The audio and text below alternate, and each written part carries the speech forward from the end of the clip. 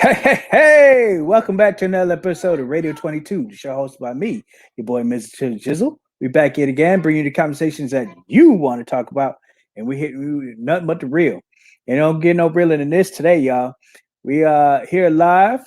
It's a one-on-one conversation that we having today. I know plenty of y'all watching my Milwaukee Bucks. Yeah, I know they in the playoffs, and I know you tuned into that. But I appreciate those of you that are tuned in here, maybe catching the live feed as it's going on for our show tonight. Appreciate y'all who tune in every weekend and week out to check our show. I appreciate y'all for that.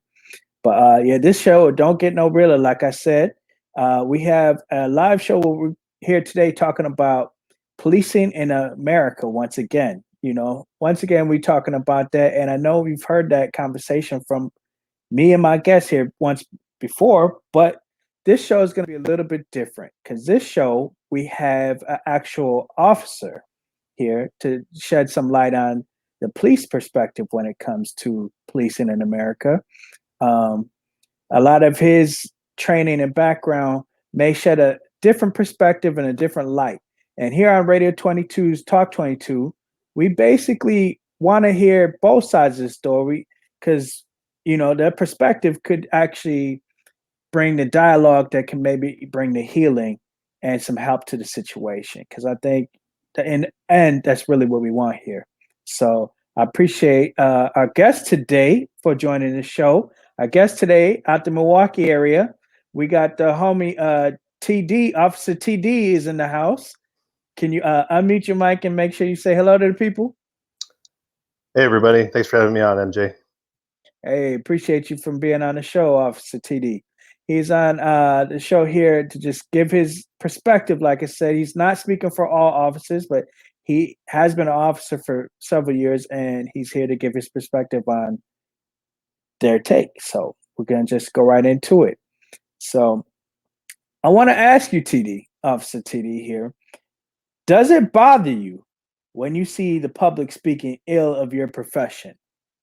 It on a personal level, it does to a certain extent. It's my chosen profession. It's what I went to school for. It's what I studied for. It's what I dedicate my life to. So, I mean, from a personal perspective, it does.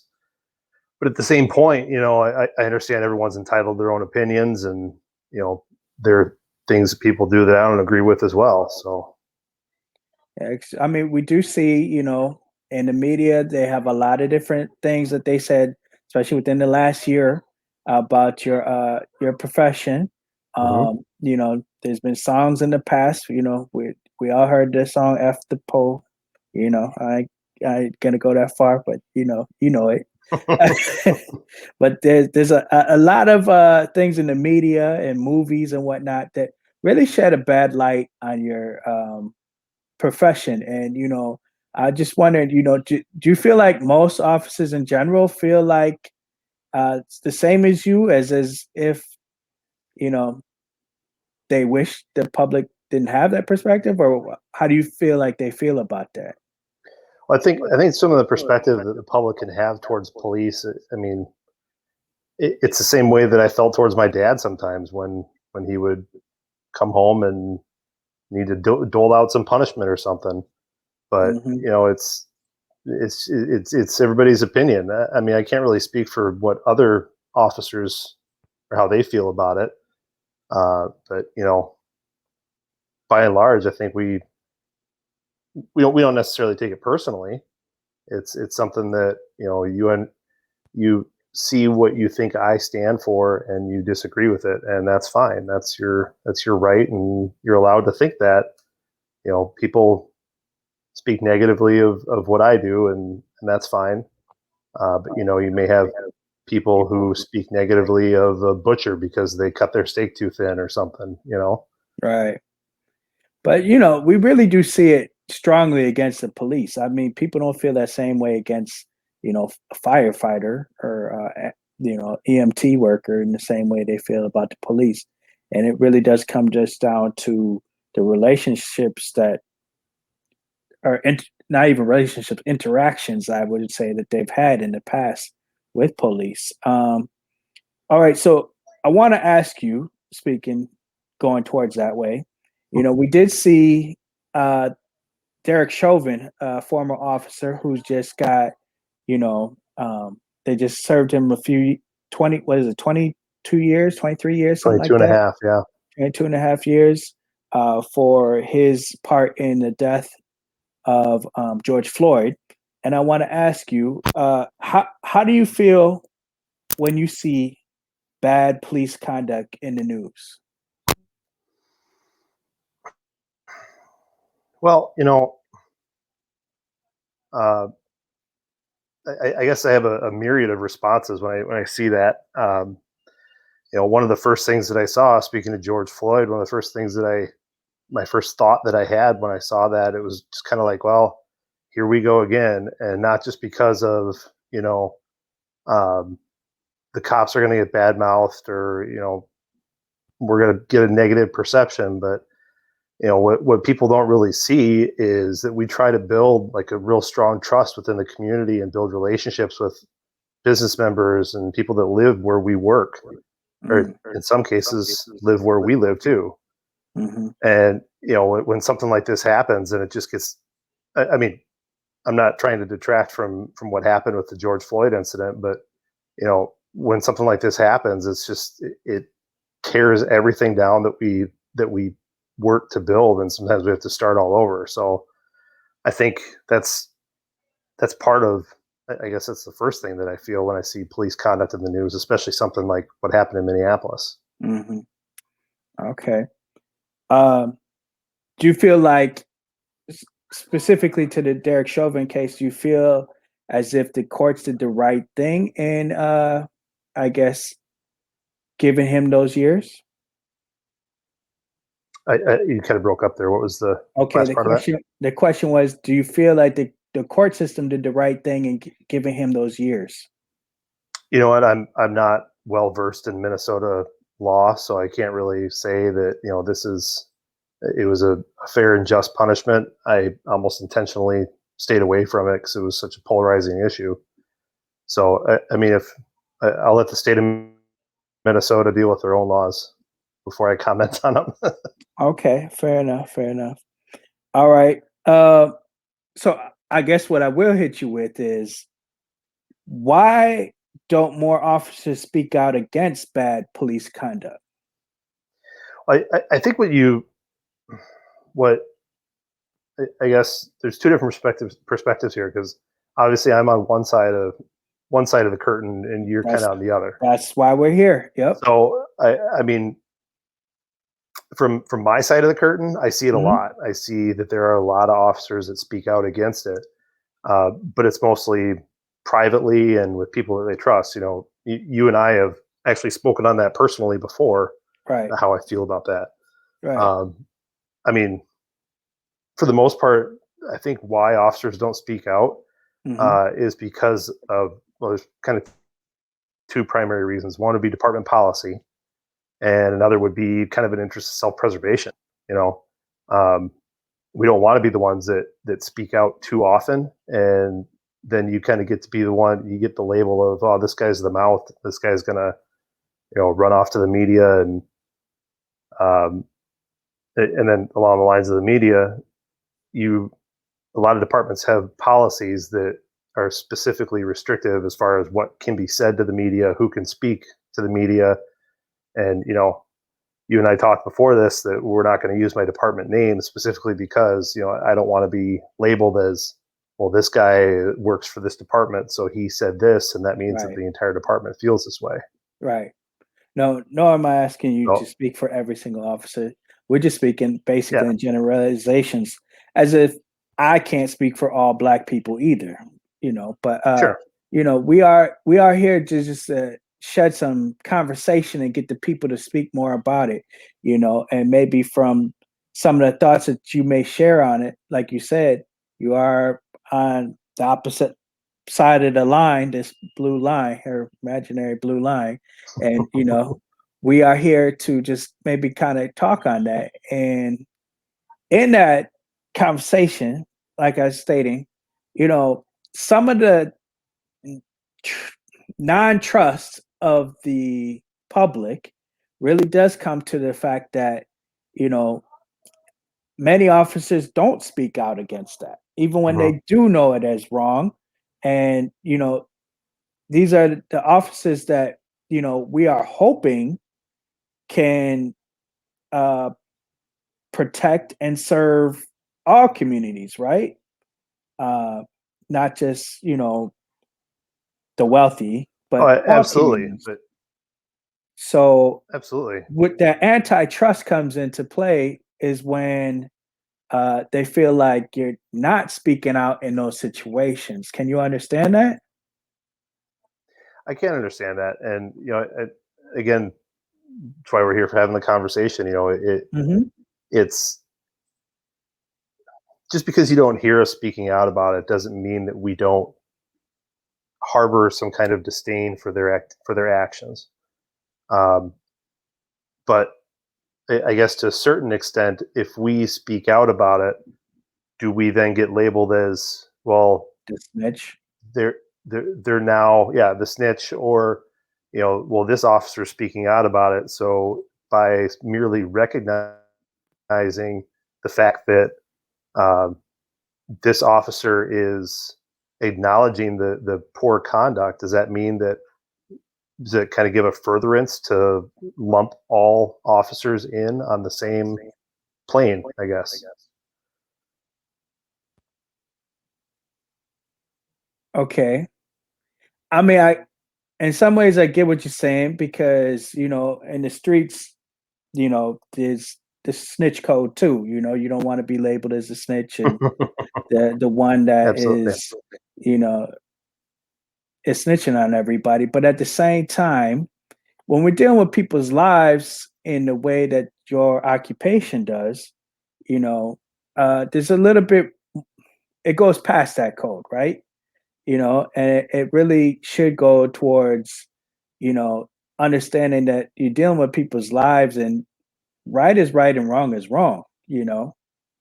And I guess the people just don't really understand why officers really just don't speak out against that further, Well, or again, I touched on the policy thing, so that's kind of a big one. or But at the other least one, or at least check the next officer in a way that I don't know. I don't know how you would check the next officer, but if there's a way to check him to get him to understand that ain't cool. we actually, what some of the public doesn't understand, and maybe some do, but the state actually teaches a specific curriculum for officer override training. So we actually do have training in go through scenarios quite frequently about how to step in, when to step in, and I think part of it is some of these guys that I've worked with, guys and girls I've worked for almost 15 years now, Right. and I know their personalities, I know their hot button issues, I know. I mean, if we really wanted to, it's like, I mean, it really is like a family, and I'm sure a lot of your listeners can understand. If you really wanted to get your brother or sister fired up, you know exactly which buttons to push, Right. and that's exactly the way we are when we're out doing our job. We get out on the street, and I know somebody may say something to somebody else that's going to set them over the limit or really get them riled up or angry, and we know when to step in that regard. I mean, again, I don't want to comment on the way Minnesota handles their stuff, but Hmm. this is, so I don't know if they have Well, training that's I specifically guess we're trained. saying in general because yes, we've seen it in Minnesota, but we've seen this across the board. I mean, as close as home, we've had this in Milwaukee, we've had this in Kenosha, Hmm. not just recently.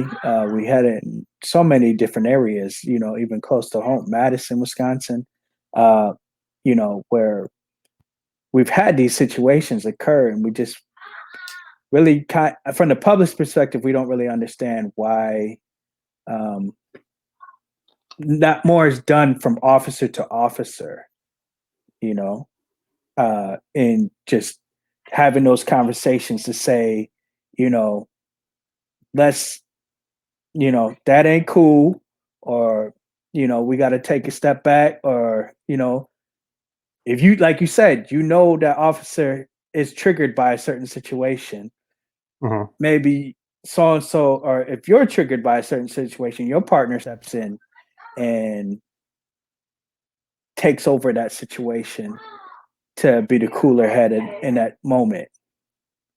You know, why don't you see this happen more often? I don't know, in these situations.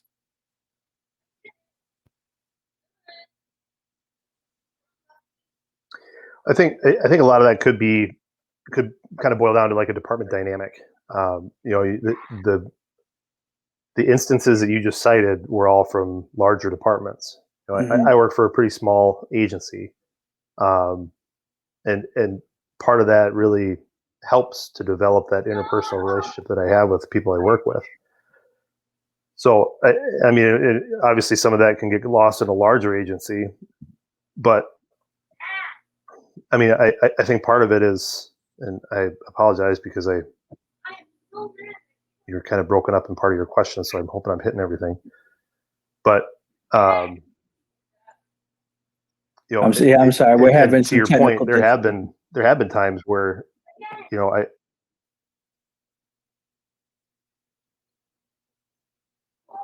Can you hear me okay? Yep, I'm here. We didn't catch the end of your statement. Oh, I was just saying that. Hang on, now I got to figure out where my. You're saying there have been times where maybe you stepped in? There have been times where I've stepped in and where I've recognized where I was having a bad day or somebody's pushing my buttons or whatever, and just kind of said, "Hey, somebody else step in here for me," because I feel like I'm easily triggered, kind of thing. I mean, the bottom line is the cops are out here. We're all human too. You know, we have issues, we have concerns, and the same thing that everybody else, the general public, does. We're trying to do what we need to do to the best of our ability, and sometimes, yeah, you know, I've had days where I've had to. I don't need to go into too many details here, but I've had days where I've had to kick in a bathroom door and find somebody that didn't make it from an overdose, and then immediately from there go right into talking with a 13-year-old who stole a pair of socks from the store or something. Yeah. So one kind of carries over and bleeds over to the other, and it's hard to decompress, is what you're trying to say. I'm not saying it's hard to decompress. I'm saying that sometimes it's hard to separate them when they're that close. That makes sense. It is. I mean, you're human, like you're saying, and I think we understand that. We've all had bad days on our job, you know, no matter what you do. So I think I understand to a degree, but you know, I think my viewers would say to have a little bit more, and not even a lot more of that, where cops can maybe step in those situations, would make it where things don't get seen in the media as often as like we've been seeing. And just because it's not seen doesn't mean it doesn't happen. I mean, it does, and it is out there. And like I said, there's a specific curriculum that Wisconsin officers train on about officer override and how to step in and when it may be needed, when it may be unwarranted, or so it does. I mean, I'm not familiar with your viewers or anyone in particular, but I can assure you that it does happen out there. It's just because the handful of the time, I'll say handful, I don't know the exact number, but just because the handful of times that it gets portrayed in the media as not happening doesn't mean that that's the greater piece of the pie here. It happens more than the negatively connotated. It happens more than the media shows. Gotcha. Okay. All right. So that goes to my next question that I wanted to ask you is, do you think police work in general just became a political ploy for party politicians to campaign for last year?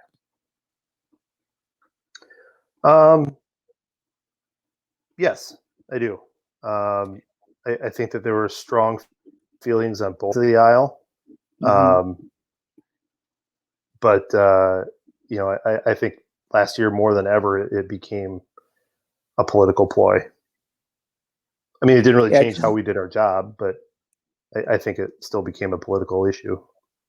I feel like, and this just may be just me, but I feel like when we see these stories pop up in the media, I feel like the timing of them kind of comes at certain times like that. And last year in general, we did know that it was election year, and we saw a lot more of those stories coming towards the election year. I feel like these same interactions with police may still have happened even today. May happen, um, in times to come. But I feel like when we hear about it, the timing just seems really like it's almost sensationalized through the media to get our attention during these political campaigns and different stuff that might go on, so that it can be a talking point. And I feel like maybe, do you feel like police take the bad rap when it comes to that? I guess. I agree 100%. I think that it's something like you hit the nail on the head when you said sensationalized. There's a lot of things that just are kind of standard operating procedure for us, and all of a sudden something happens, and especially the election, everything was kind of politicized and blown out of proportion in some regards. So yeah, I agree with you 100%. Okay. All right. So what does it make you feel when you hear the words defund the police? What does that mean to you?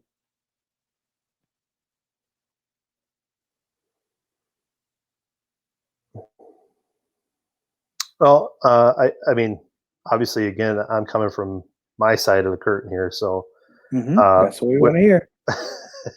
when I hear defund the police, I mean, it seems like a totally alien idea to me, um, and not just because of from where I'm coming from, but I live and work in a pretty responsive community that supports and appreciates the work that law enforcement does. So, I mean, to me, I guess I don't necessarily understand. I mean, I can understand, how a community can be frustrated with the public service that's provided, but I don't think that the defund the police movement is a proper response to that. Okay. Do you feel like, because in part of this uh, media sensationalism, that term defund the police came about, and it really Mhm. came about, because after the actions that we saw in Minnesota with the George Floyd situation, there was more talk of having, social workers on site, or having alternatives to uh, police, I guess, enforcement in Mhm. certain situations like that. Do you feel like these things could be helpful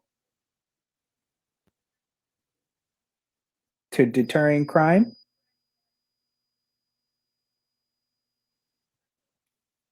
Uh, I don't I know if just you heard caught the deterring last thing. crime. Yeah, I don't know if you heard the last part of what I just said there. I know we're having technical difficulties, and I'm sorry to everybody out there that's listening. Um, do you feel like having these alternative things, like a social worker, or other alternative ways to fight and deter crime other than police enforcement, could be helpful? Um, I think it could to a certain regard, but it would have to be structured in a way that would be beneficial to that. Um, I think social workers and I think at one time we talked about therapists. I think Hmm. social workers and community outreach members uh, do have a role to play in law enforcement, um, and currently they do. It's just by and large, the initial contact begins with your local law enforcement knocking on the door and starting the ball rolling with whatever the resource may be to reach out to. Um, do I think that it necessarily has a role in deterring crime? Mm-hmm. I don't think that something of that nature would deter crime. Um, I think that social workers and mental health professionals can relate to items pertaining to social work and mental health. Um, the police obviously have to respond to those incidents as well. But sometimes if they have, I guess, if the social workers and mental health professionals, community outreach have more training or more or something along those lines, it would be more beneficial. Uh, I, I'm not opposed to them assisting with stuff like that, but I don't necessarily know if it has to begin with them. Mm-hmm. Okay, because my understanding of defund the police, at least from my perspective, is they really mean to take resources that we would to weaponize policing and different artillery and whatnot, and put it towards things like that. Mm-hmm. And I guess that's what I'm trying to really find out from you. Do you feel like they could really aid in a lot of the situations that maybe you walk into? Do you mean like a scenario where you have like a um, mental health professional as a partner in the car with you, or I guess I don't understand the Uh, scenario kind of, for instance, if you or walk I into guess a what's rolling around in situation, that head of yours. let's say you walk into a situation where there's a domestic dispute or whatnot, Mm-hmm. and you have a community outreach person or a social worker or somebody that could help engage that situation and I guess calm that situation. Could you feel like that could work better than maybe the deterring police enforcement that may come in there and just shut down that situation in the way that you have to? Um, I mean, to a certain degree, it could. The example you gave of domestic violence is kind of a uh, it's a call that kind of, for lack of a better term, handcuffs the police. If certain criteria are met, then an arrest has to be made, and an officer would have to be there anyway. Yes, that's the way that it's set up currently. But I'm Yes. saying if we set it up in a way that, like we're talking about with the defund the police situation, and now we're taking new policies that encourage these new um, associates to aid the police. Do you feel like in the situations that you've already been involved in, maybe or seen or have heard about, do you feel like they could maybe aid those situations? I mean, I do see I do see differences when like it's not an officer in uniform. Mhm. If it's just like a plainclothes detective, or if I'm talking to someone on the phone and I don't identify myself as an officer, I see I do see a change in behavior, a change in responsiveness by people or in those interactions.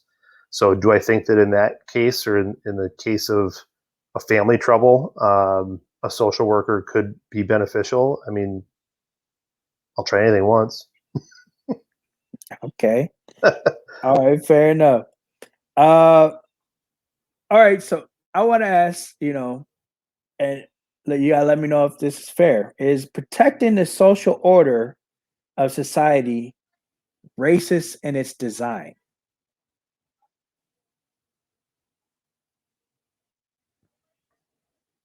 No, I don't think so. I mean, If we look so at the history of policing, mhm. I guess the reason why the public is looking and changing policing is because when we look at the history of policing, it was built to protect the social order. Um, and we know the history of America started with slavery and whatnot, and it really did come down to protecting the social order, meaning keeping the classes the way that they are, and a lot of that had to do with keeping, Hmm. slaves in line, a lack of a better term. Uh, That's I not guess, exactly how policing started in America, though. well, when we look at the history, a lot of it came from the generalization the of that time period, and they really were trying to keep the you know not only the slaves but just the social order in line, so the wealthy stays this way they are, and the lower class stays the way that they are. Everything stays status quo per se. I guess from your perspective, which may or may not be opposite of mine here, do you feel like that can't be looked at as maybe racist in general, just by design? Well, I mean, I would disagree with some of your original points there, especially Okay. that policing itself is used or was initially used uh, in some kind of enforcement in slavery. I would argue against that. Um, Okay. maybe though, I think the question that you're more or less trying to ask is if the existing social order is benefiting or is equitable to everyone. It kind of seems like that's the question you're trying to ask. I mean, that is part of it, but then we know that the police job is to keep the status quo. So, I mean, protecting and serving, you know, protect life and property and serve the citizens of the community. I guess if you see that as racist, I would disagree with you. I don't think that's racist at all. I mean, if I if I run into a person of color or minority on the street, you know, I treat them with the same respect as I would treat someone else. They okay. they don't give me a reason. I guess I open with treating with people with respect, because if I don't, that immediately closes the door on a contact or um, any kind of interaction that I can have with that person. Mm. It doesn't benefit me. It doesn't benefit them, and it makes me come across as callous, like I'm trying to be heavy-handed, and that's not That's what I'm not out your here to goal do. or role. Okay. Fair enough. And I appreciate you for answering that in the way that you did. Um, One of the things I can say is, I always look at it as if you see the problem out there, whatnot, or if you feel a certain way about, policing or whatnot, try to be part of the change in however you want it to be changed. So I guess um, some people would say that within the last year, they maybe even thought about just joining the police force Hmm. to be able to be that change and make better officers out there other than, you know, the Derek Chauvins of the world. How can young people get involved in policing? So there's a lot of ways that I guess it depends. It would depend on your interest in policing and how far along you are in life. Um, there's a lot of ways to get involved. Boy Scouts of America has an Explorer program Okay. that partners with local law enforcement, and along the same lines, if you can always reach out to your local law enforcement. Many of them have like auxiliary programs or volunteer type programs. I know at our agency, a lot of the auxiliaries will get involved in like directing traffic for a parade or um, court proceedings or just a simple ride along with us. A lot of times that's always nice to be able to see the interest in the youth. Okay. Another way would be just to stop by and, and talk with an officer at your local police precinct or station, and by and large, we're more than willing to talk to people and get to know the people in the community. Excellent. All right. Well, thank you for that, Officer TD. All right. So my final question here uh, really has to do with another hot topic that came across in the politic world that we had of last year's election time, and that really had to deal with gun laws and whatnot. My question to you is, do you believe concealed carry and other gun laws have made your job harder or easier when it comes to fighting crime or deterring crime? You know what? It's actually both. I'm going to take a middle of the road answer on this one. What do you mean by that? An individual, it's an individual's constitutional right to be able to arm themselves if they see fit. Yes, those who choose to carry concealed typically do so safely. So I guess if you're safely carrying a weapon, that's your constitutional right. I guess it can make my job a little easier. But if you believe that you can carry concealed without proper training, then I guess that can make my job a little more difficult. Or if you try to, I guess, quote unquote, sneak one over and you don't do it right and somebody gets hurt, yeah, I guess that can be a little more difficult for me. But for the most part, concealed carry is your constitutional right, and if you can legally do so, I encourage you to do so. Okay, but does that not challenge you in going into situations with maybe the thought that the simple traffic stop could possibly be, an armed citizen in that situation, and you just don't know exactly what you're going into? Usually not. When we train, we always train that there's a gun on every call, and it's your own, but it can easily be stolen from you. Mm-hmm. So there's a gun on every call, no matter what. In my experience, when people are carrying concealed, if they don't want me to know, then they won't tell me, and that's their right to do so. If I ask them and they say, yes, I have one in the car, I usually tell them, hey, keep yours where yours is and I'll keep mine where mine is, and we'll get through this together. Everybody's fine.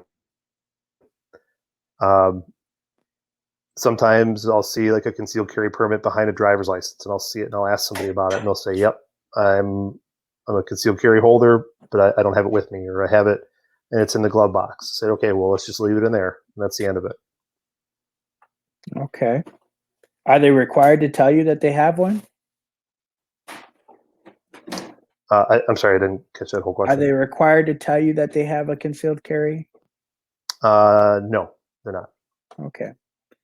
All right. Well, I thank you, Officer TD, for your bravery and coming to the show here during the Bucks game at that, and giving your perspective on these tough questions. I know there, for the majority of the public, there is that division between the blue line and the rest of the public, and I just really want to, have this conversation that we could just maybe blur some of those lines and make it where we can maybe understand each other a little bit better, and maybe we won't have situations like Derek Chauvin's situation is what my hope for this show would be. So I appreciate you coming to join the show. I appreciate all you guys that tuned in to listen.